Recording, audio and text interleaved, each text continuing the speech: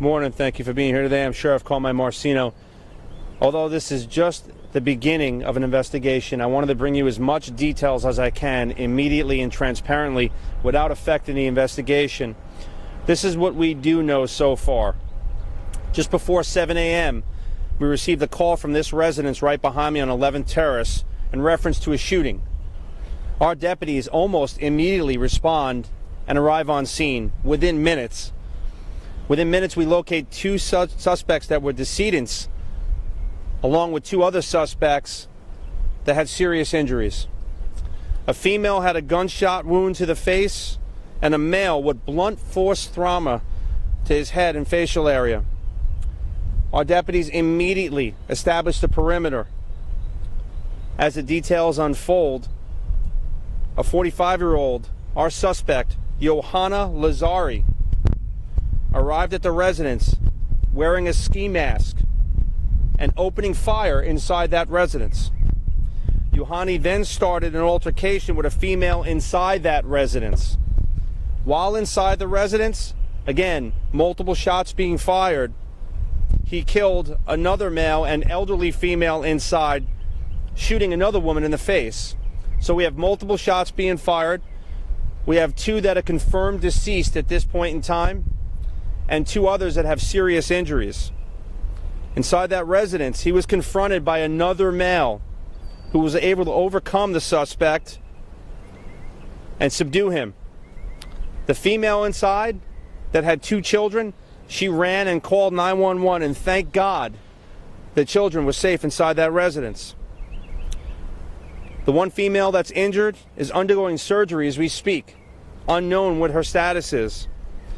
Our suspect, Johanna, was transported to a local area hospital undergoing treatment, unknown what his status is. Our major crimes detectives and crime scene personnel immediately began working this scene, and we won't rest until every single detail is figured out. This is what we do know. This is some type of domestic incident. There were legal issues going on between a domestic relationship, husband, wife, whatever their status might be. We're not certain, but it is domestic between the two of them. Those details are being worked out. I want to also tell you that during our investigation, as it's unfolding, it's a complex investigation, but we have language barriers. So we are working right now with witnesses to get information, again, with a language barrier. But no, it's a domestic-related incident. The relationship between all parties in this house is unknown at this time. What is known is that our suspect, Johanna, and his significant other was in that residence. I want to stress that this is an isolated incident.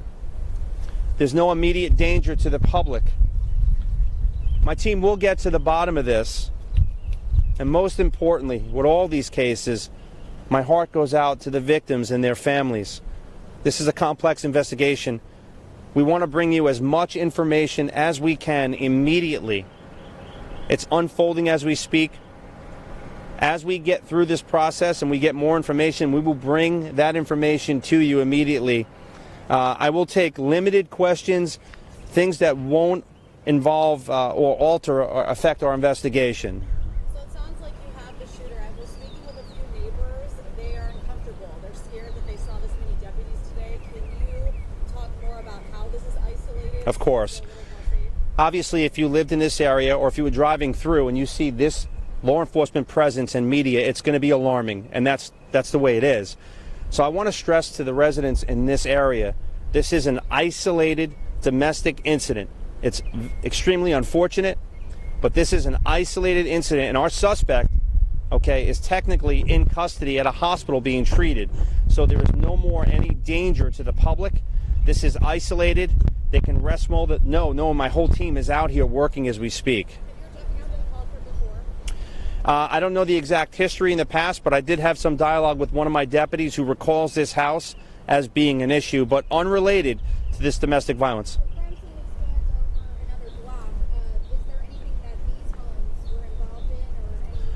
So when we have a chance to immediately go on scene, our crime scene has to be much larger than the scene itself, because again, we don't know exactly what we're looking at.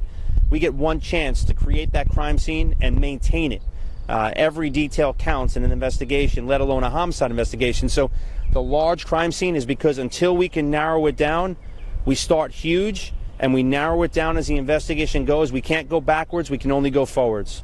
Sheriff, I want to clarify, how many people suffered gunshot wounds? How many people were injured? I know you said 2 people were unfortunately. So right now at this time, unfortunately, we have 2 that are deceased from gunshot wounds. We have 2 that are undergoing medical attention right now, which one I believe is another gunshot wound, unknown status. It was going to be to the facial area. And then our suspect did not have a gunshot wound at this point in time, but the physical altercation is what's putting him into the hospital to be treated. Unknown how bad that is. But the suspect is alive. 1 woman is transported, and we have 2 officially deceased inside that residence. Was the arrest of the suspect peaceful? Well, when we arrived on scene, he was in poor health, so he needed medical attention. So there was no physical arrest right there other than taking him into custody and immediately getting him medical attention, as we would do for anyone. Do we know where the kids are at this time? At this present time, I can tell you the 2 children that were inside that residence are safe, thank God. Because that 1 male subject was able to overcome and overpower the shooter, the woman and her 2 children were able to escape and, thank God, get to safety. So this could have been a lot worse. I will tell you that there are multiple shots inside that residence. This is an extensive crime scene. This is not something that gets wrapped up quickly. As we get more details, we will tell you immediately as we can. Again, there's a language barrier, so our investigation, our detectives are speaking, to get through that language barrier, to get details as to all what happened here. But it is a very, very extensive scene. It's contained. It's isolated.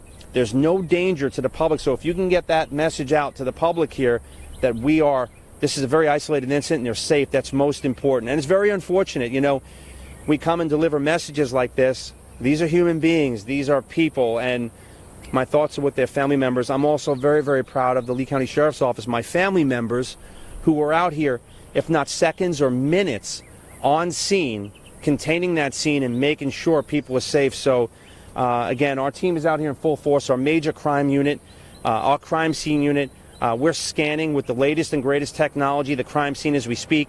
We're analyzing, we're gathering facts and details, but I want to get you information as soon as possible. Any other questions? Just to clarify, is that house a flag or anything? Yes, ma'am. So that residence is going to be 2253 11 Terrace. 2253 11 Terrace.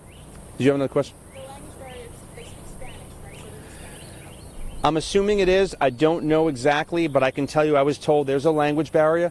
So our detectives are working with translators to get the information that's pertinent to this investigation and communicate so we can find out every single detail, be thorough with our investigation, and then transparently bring those details back to you. The person who confronted the shooter, how are they doing? I mean, that's a traumatic experience. Are they okay? I can tell you the person that, and again, I'm getting this information after the fact, but that person confronted an armed suspect who has proven they're going to kill.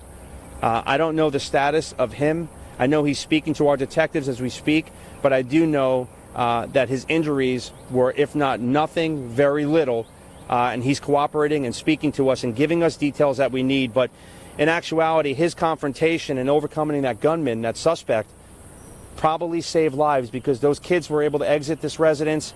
Who knows if the shooter would have continued on his path of destruction. Yes, ma'am. Our suspect came into that residence with a ski mask. He was armed, ready to go, pulling the trigger. The unarmed man inside that residence was able to physically overcome the suspect and stop the shooting, which is most importantly. Give us time as this unfolds. We will keep bringing you information. I wanted to get you information as soon as possible. Most importantly, understand we're in full force here, leaving no stone unturned, and the residents of this county, first and foremost, are safe. And no one deserves this. Nobody deserves this. We're not going to tolerate this behavior. It's a domestic, isolated incident. Thank you for your time.